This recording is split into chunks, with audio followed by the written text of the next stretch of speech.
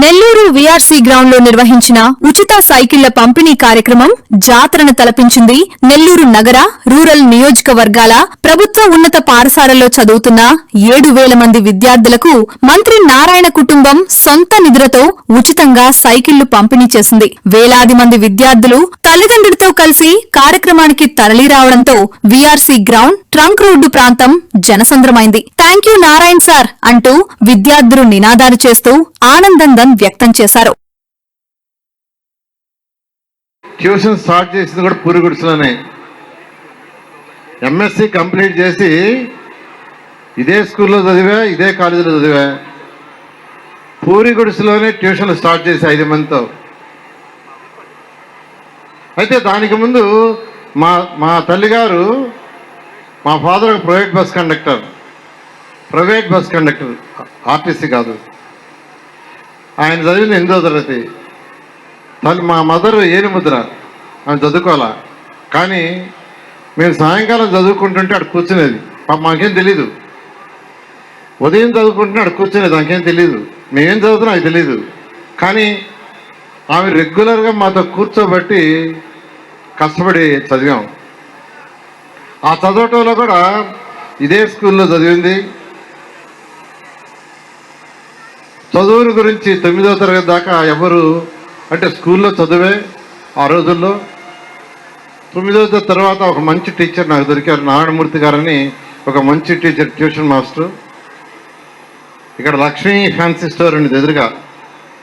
దాంట్లో కూర్చొని చదివేవాడిని, అక్కడ సేల్స్ చేస్తూ. ఈ ఎదురుగానే కరెక్ట్గా ఆపోజిట్గా లక్ష్మీ ఫ్యాన్సీ స్టోర్ అని ఉండేది.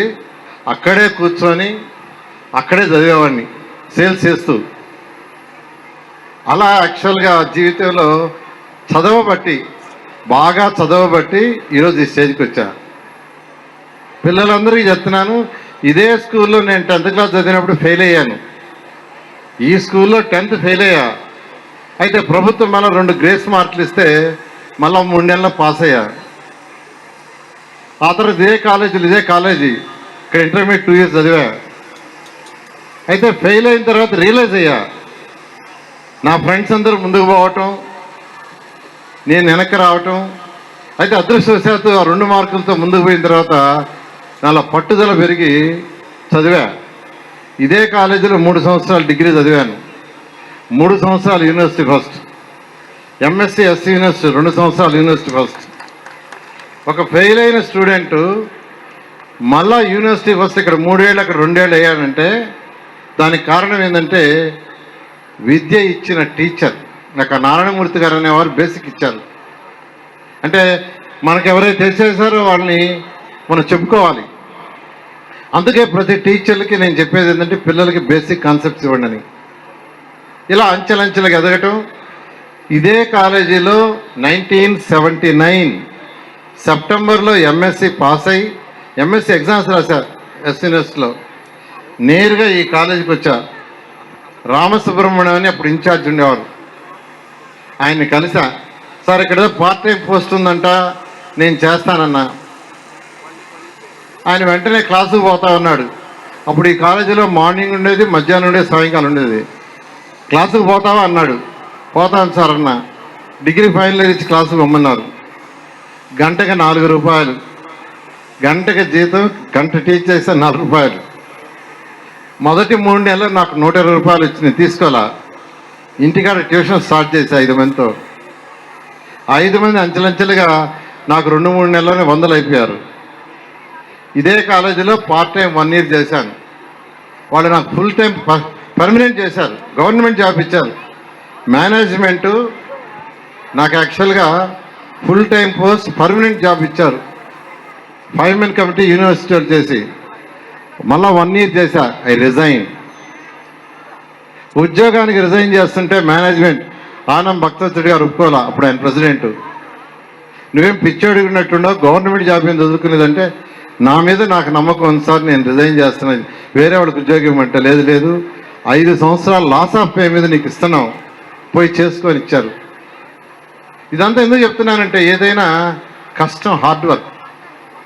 మనం చేసే హార్డ్ వర్క్ని బట్టి మన డెవలప్మెంట్ ఉండేది. తర్వాత అంచెలంచెలుగా మీకు అందరికీ తెలుసు 1997 హైదరాబాద్ పోయాం. తర్వాత ఈరోజు 23 రాష్ట్రాల నారాయణ ఇన్స్టిట్యూషన్స్ 6,50,000 మంది.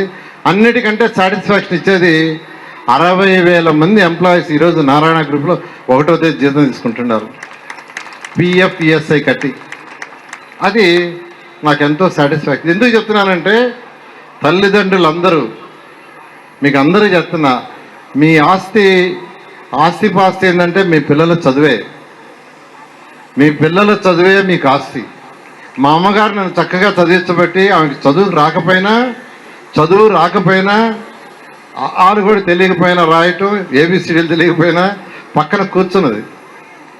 అలా ఈరోజు ఈ స్థితికి వచ్చామంటే కారణం. అందువల్ల ప్రతి తల్లిని నేను రిక్వెస్ట్ చేసేది, పిల్లల్ని బాగా చదివించండి. ఇదే స్కూల్లో 10th క్లాస్ చదివేటప్పుడు ఆ రోజు మధ్యాహ్న భోజన పథకం లేదు, లేదా ఇంటి నుంచి క్యారియర్లు తెచ్చుకునే సిస్టమ్ కూడా లేదు. మధ్యాహ్నం 1 to 2 బ్రేక్ అయితే ఇక్కడి నుంచి అరుణాచపురం పోయి నడిచి భోజనం చేసి మళ్ళా ఇక్కడికి 2 గంటలకు వచ్చి క్లాస్కి వెళ్ళేవాళ్ళం. నాకు అవన్నీ గుర్తుండాయి. అందుకనే నెల్లూరు రూరల్ కానీ సిటీ కానీ రెండిట్లో ఉన్న ప్రతి ఒక్కరికి సైకిల్ ఇవ్వాలనే ఉద్దేశంతో శ్రీధర్ రెడ్డి గారు కూడా నన్ను అప్రోచ్ అయ్యారు. సార్ మీరు సిటీయే కాదు నెల్లూరు కూడా ఈక్వల్గా చూడాలని నేను ఒకటే చెప్పా. రెండింటినీ కలిసి డెవలప్ చేస్తాం, ఇద్దరం కలిసి రూరల్ సిటీ డెవలప్ చేస్తామని రెండిట్లో ఉండే పిల్లలందరికీ ఇవ్వడానికి 10,000 స్కూల్స్ మా పిల్లలు, మా కుమార్తెలు అల్లుళ్ళు ముందుకు వచ్చి వాళ్ళు యాక్చువల్గా 6 కోట్ల రూపాయలు ఇది సిఎస్ఆర్ కూడా, అంటే కంపెనీ సిఎస్ఆర్ కాదు, వాళ్ళ జీతం వాళ్ళకి వచ్చే డబ్బుల నుంచి వాళ్ళు యాక్చువల్గా 6 కోట్లు స్పాన్సర్ చేశారు. ఇప్పుడు 7,000 సైకిల్ ఇప్పుడు ఇస్తున్నాం. మిగతా 3,000 కూడా రావాలి, మార్చి నుంచి వస్తున్నాయి. ఇంకా లేట్ అయిపోతే ఇబ్బంది అవుతుందని 7,000 ఇప్పుడు ఇస్తున్నాం. మిగతా 3,000 కూడా రాబోయే 2 or 3 monthsలో అవన్నీ తెప్పించి కంప్లీట్ చేస్తాం. నేను అందరికీ ఒకటి చెప్పేది, పేదరికం చదువుకు అడ్డం కాదు, పేదరికం చదువుకు అడ్డం కాదు. ఈ దేశంలో ఎంతోమంది గొప్పగా Abdul Kalam president of India అయ్యారు. ప్రెసిడెంట్ ఆఫ్ ఇండియా ఆయన చిన్నప్పుడు ఎంతో కష్టాలు పడ్డాడు. ప్రెసిడెంట్ ఒక పట్టుదలతో ఆ విధంగా ఎంతోమంది నిరుపేదలు ఈరోజు దేశంలో ఎంతోమంది ఉన్నత స్థితిలో ఉన్నారు. నేను ఎలక్షన్స్కి ముందు నెల్లూరు టౌన్లో 94,000 ఇళ్ళు ఉంటే 84,000 తిరిగారు. 94,000 ఇళ్లలో 84,000 ఇళ్ళు డోర్ టు డోర్ తిరిగారు. ఇంకో 10 రోజులు గ్యాప్ ఉంటే 10,000 కూడా తిరుగుతున్నాం.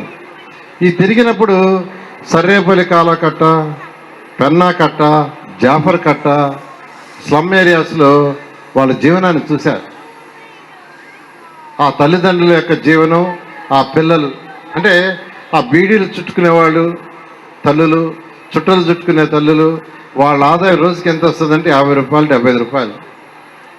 ఆ పిల్లలు చూస్తే చినిగిపోయిన నిక్కరు, వారం రోజులు ఒకే ప్యాంటు షర్ట్, ఇవన్నీ చూసే కళ్ళారా. ఆ తల్లుల్లో మెజారిటీ అడిగితే, ఎక్కువ మంది అడిగితే ఏం చేస్తామంటే 3 ఏళ్లలో పార్టిసిపేట్ చేస్తున్నా, ఎంత వస్తుందంటే 3,000 వస్తుంది, 4 ఏళ్లలో చేస్తున్నా. ఇలా వాళ్ళందరి స్థితిగతుల్ని కళ్ళారా చూసి చెవులారా వింటాం. నేను అప్పుడే నిర్ణయించుకున్నా, నెల్లూరులో ఉన్న స్కూల్స్ అన్నింటినీ మోడర్నైజ్ చేయాలి, వన్ ఆఫ్ ది బెస్ట్గా చేయాలనే ఉద్దేశంతో ఎలక్షన్స్లోనే అనౌన్స్ చేసి ఎలక్షన్స్ ముందు ఈ విఆర్ఐ స్కూల్ గత ప్రభుత్వం మూసేసిన ఈ స్కూల్ని మళ్ళీ ఓపెన్ చేయిస్తానని. అదేవిధంగా నిన్న బీవీఎస్ స్కూల్ 7వ డివిజన్లో పోయాను. దాన్ని మాలయాద్రని వాళ్ళు యాక్చువల్ కార్పొరేటర్ వాళ్ళు రెనోవేట్ చేస్తున్నారు. ఒక దాత దగ్గర చేయిస్తున్నాను, బ్రహ్మాండంగా తీర్చిదిద్దారు. అదేవిధంగా గుంటుపడి అంటారు. కాబట్టి ఈ అవకాశం ఇచ్చిన అందరికి కూడా ధన్యవాదాలు తెలియజేస్తూ, చెప్పండి. Thank you CM sir, thank you విద్యాశాఖ మంత్రి. ఎందుకంటే వారు చాలా ఇన్స్పిరేషన్తో చేస్తున్నారు. ఈ స్కూల్కి వచ్చి వారు ఇనాగ్రేషన్ చేశారు. ఇవాళ యాక్చువల్గా వర్చువల్గా రావాల్సింది, అయితే 6:30 దాకా ప్రోగ్రాం ఉంది. 6:30కి రాలేరంటే పిల్లలకు లేట్ అయిపోద్దనే దాంతో మనం స్టార్ట్ చేసాము. నేను టీచర్లందరికీ చెప్పేది, టీచర్లకి, హెడ్ మాస్టర్లకి, డిఓ ఎమ్మెల్యే చెప్పేది, పిల్లల్ని జాగ్రత్తగా ఇంటికి చేర్చండి. తల్లిదండ్రులందరూ కూడా చెప్తున్నాను, పిల్లల్ని జాగ్రత్తగా ఇంటికి తీసుకుపోవాల్సింది కోరుకుంటూ సెలవు తీసుకున్నాను. Thank you.